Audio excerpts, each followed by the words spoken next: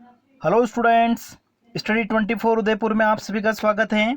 आज हम access capacity under imperfect competition, अपूर्ण प्रतियोगिता की स्थिति में एक्सेस कैपेसिटी आधिक्य की क्षमता क्या होती हैं उसको हम समझेंगे।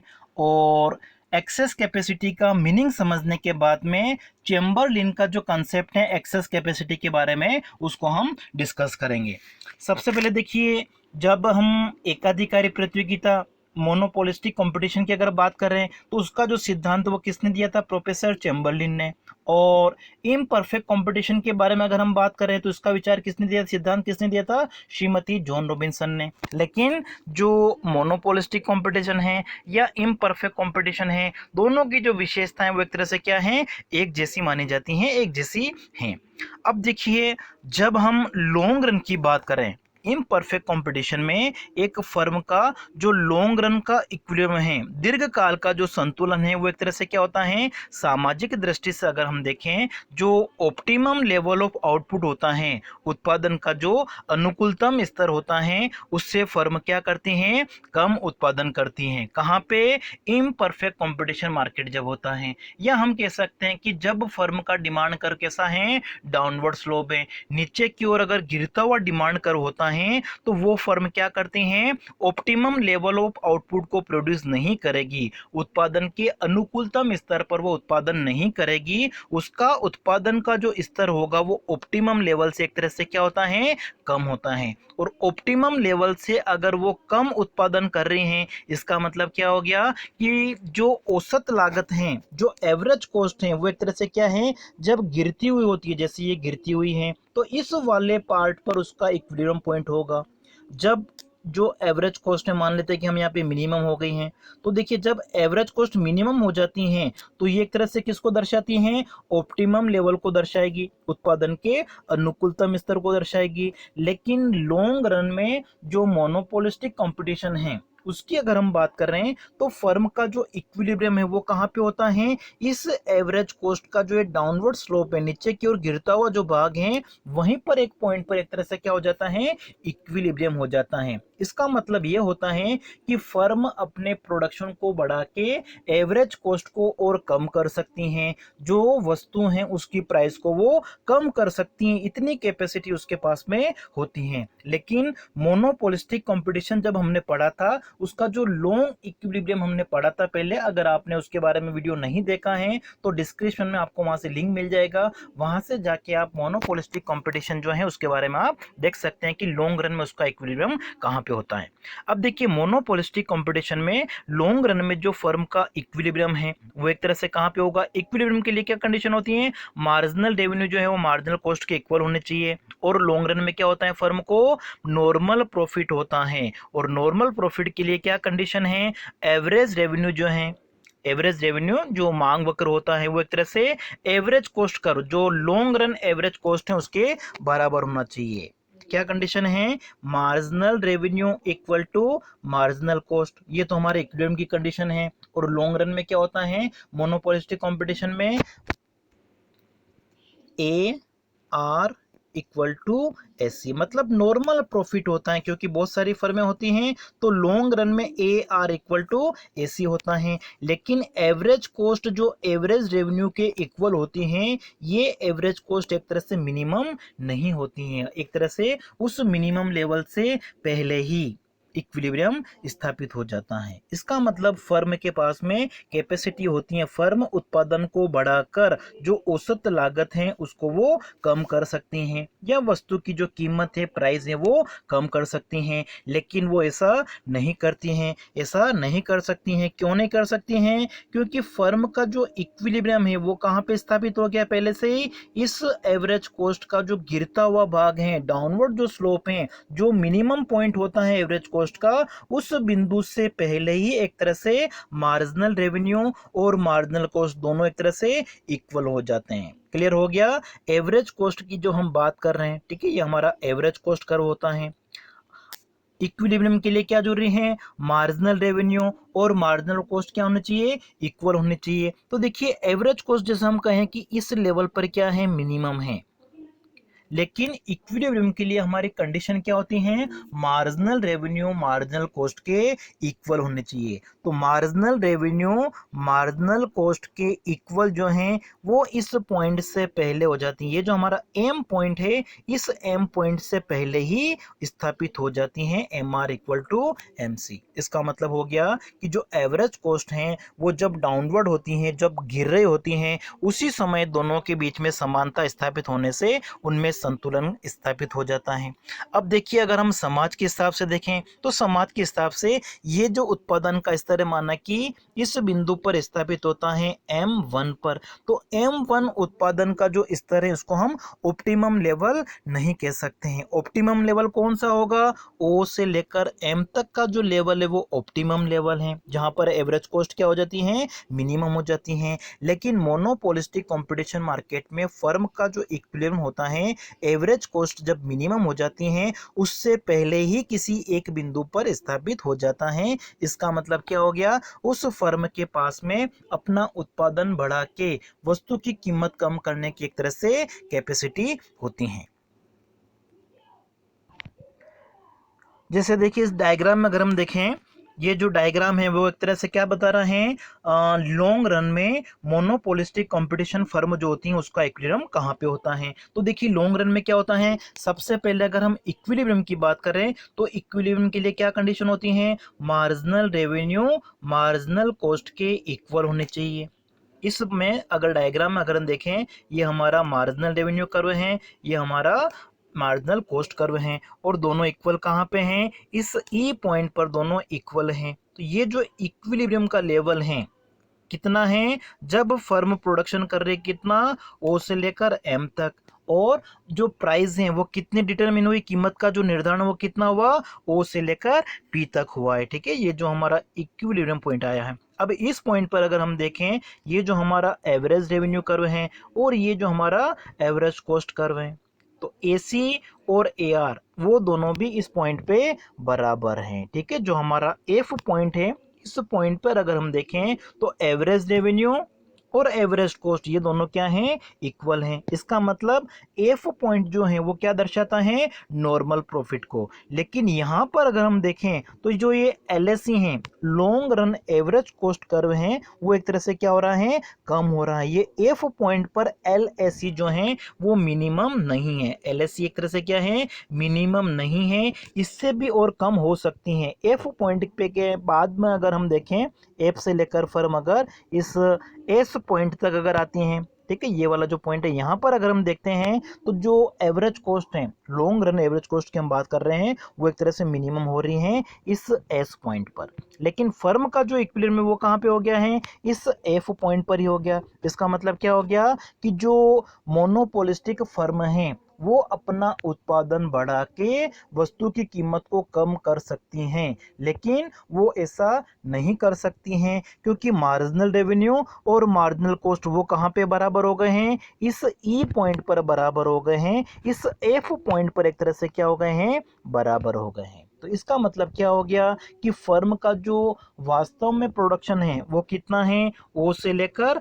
एम तक के, लेकिन ऑप्टिमम जो लेवल है वो कितना है, ओ से लेकर एन तक के। ठीक है, ऑप्टिमम लेवल का मतलब क्या हो गया, जब लॉन्ग रन एवरेज कॉस्ट क्या हो जाती हैं, मिनिमम हो जाती हैं। तो एवरेज कॉस्ट जो है वो मिनिमम कहाँ पे हो रही है, ओ एन प्रोडक्शन के लेवल पे, ओ से लेकर एन तक प्रोडक्शन का जो लेवल है यहाँ पर एवरेज कॉस्ट एक तरह से मिनिमम होती है। लेकिन जब प्रोडक्शन का लेवल कितना है, ओ से लेकर एम तक है, तो यहाँ पर एवरेज कॉस्ट एक तरह से मिनिमम नहीं है। इसका मतलब एम से लेकर एन तक का जो ये गैप है, एम से लेकर एन तक का ये जो गैप है वो एक तरह से किसको दर्शा रहा है, एक्सेस कैपेसिटी को दर्शाता है। क्लियर हो गया, एक्सेस कैपेसिटी आधी की क्षमता का मतलब क्या हो गया, एक फर्म का जो मोनोपोलिस्टिक प्रतियोगिता की हम बात कर रहे हैं, एकाधिकारी प्रतियोगिता की, मोनोपोलिस्टिक कंपटीशन की बात कर रहे हैं, इसमें एक फर्म का जो एक्चुअल आउटपुट है, वास्तव में जो उत्पादन है, और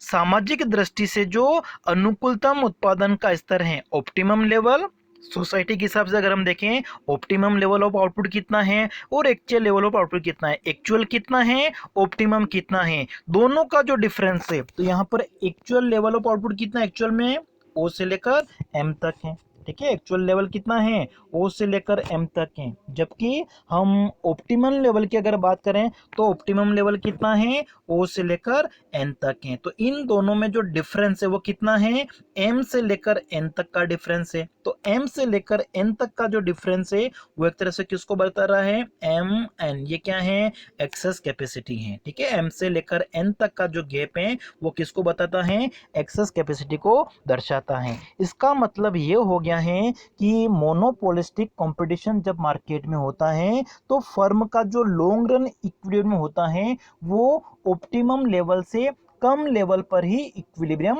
हो जाता है और फर्म के पास में एक्सेस कैपेसिटी होती है। तो एक्सेस कैपेसिटी क्या होती है उसका मीनिंग आपको समझ में आ गया होगा। देखिए, जब हम परफेक्ट कंपटीशन मार्केट की बात करें, परफेक्ट कंपटीशन में एक तरह से फर्म का जो आउटपुट का लेवल होता है वो एक तरह से क्या होता है, ऑप्टिमम लेवल होता है। क्यों होता है, क्योंकि जब फर्म का इक्विलिब्रियम होता है, मार्जिनल रेवेन्यू जब मार्जिनल कॉस्ट के इक्वल होती हैं लॉन्ग रन में, और लॉन्ग रन में परफेक्ट कंपटीशन में भी क्या होता है, फर्म को एवरेज रेवेन्यू एवरेज कॉस्ट के इक्वल होती हैं। इसलिए जो फर्म है वो क्या अर्न करती हैं, नॉर्मल प्रॉफिट। तो लॉन्ग रन में मोनोपोलिस्टिक फर्म को भी नॉर्मल प्रॉफिट होता है। जो परफेक्ट कॉम्पिटिटिव फर्म है, पूर्ण प्रतियोगिता फर्म है, उसको भी नॉर्मल प्रॉफिट सामान्य लाभ ही मिलता है। लेकिन जो ऑप्टिमम लेवल की अगर हम बात करें तो परफेक्ट कंपटीशन जो फर्म है, परफेक्ट कॉम्पिटिटिव फर्म जो पूर्ण प्रतियोगी फर्म है, वो जितना उत्पादन करती है वो उत्पादन का अनुकूलतम स्तर होता है, ऑप्टिमम लेवल होता है। जबकि मोनोपोलिस्टिक कंपटीशन में जो फर्म प्रोडक्शन कर रही लॉन्ग रन में वो ऑप्टिमम लेवल से कम होता है। तो दोनों का जो डिफरेंस है, एक्चुअल आउटपुट कितना है और ऑप्टिमम लेवल का आउटपुट कितना है, दोनों के डिफरेंस को हम क्या कहते हैं, एक्सेस कैपेसिटी कहते हैं। और ये जो एक्सेस कैपेसिटी है वो कहां पे होती है, मोनोपोलिस्टिक कंपटीशन में होती है। इम्परफेक्ट कंपटीशन मार्केट जो होता है उसमें पाई जाती है। लेकिन अगर हम परफेक्ट कंपटीशन की बात करें तो देखिए, परफेक्ट कंपटीशन में फर्म का जो इक्विलिब्रियम है वो कहां पे होगा, इस एस पॉइंट पर है, जहां पर मार्जिनल रेवेन्यू और मार्जिनल कॉस्ट दोनों क्या हैं, इक्वल हैं। साथ ही साथ अगर हम इस एस पॉइंट पर देखें, यहाँ पर जो एवरेज कॉस्ट हैं और एवरेज रेवेन्यू हैं ये भी क्या हैं, इक्वल हैं। इस इक्विलिब्रियम का जो ये एस पॉइंट है, इस एस पॉइंट पर अगर हम देखें फर्म की जो एवरेज रेवेन्यू है वो मार्जिनल रेवेन्यू के इक्वल हैं।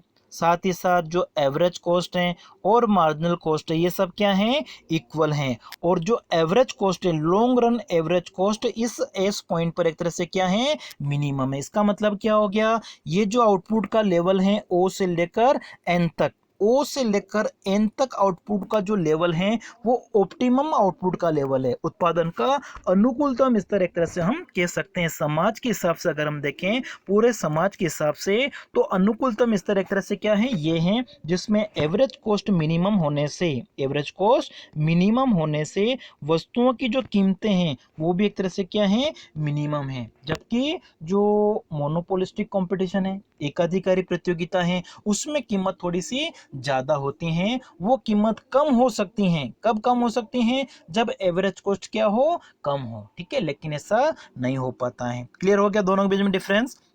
अब देखिए, इस डिफरेंस को समझने के लिए हम एक इस डायग्राम का यूज़ करते हैं। जो भी हमने पढ़ा वही डायग्राम इसमें है। जैसे कि अगर हम परफेक्ट कंपटीशन की बात कर रहे हैं तो ये परफेक्ट कंपटीशन में फर्म का डिमांड कर्व है, या एक तरह से फर्म का ये एवरेज रेवेन्यू कर्व है, और ये फर्म का मार्जिनल कॉस्ट कर्व है, और ये हमारा क्या हो गया, इक्विलिब्रियम लेवल हो गया। इक्विलिब्रियम लेवल का मतलब आउटपुट का कितना लेवल है, 100 यूनिट। ठीक है, कोई कमोडिटी है एक्स, उसका कितना प्रोडक्शन है, उसकी 100 यूनिट अगर प्रोड्यूस की जाती हैं तो ये फर्म का इक्विलिब्रियम लेवल को दर्शा रहा है, जहाँ पे प्राइस कितनी है, 23 रुपीज़ हैं। और इस ई पॉइंट पर अगर हम देखें तो जो एवरेज कॉस्ट है वो एक तरह से क्या है, मिनिमम है। तो ये जो ई पॉइंट है वो एक तरह से क्या बता रहा है, ऑप्टिमम लेवल को बता रहा है। ठीक है, ऑप्टिमम पॉइंट इसको हम कह सकते हैं उत्पादन का अनुकूलतम बिंदु। और उत्पादन का जो स्तर है जो प्रोडक्शन का जो लेवल है कितनी यूनिट है, 100 यूनिट है, और प्राइस कितनी है,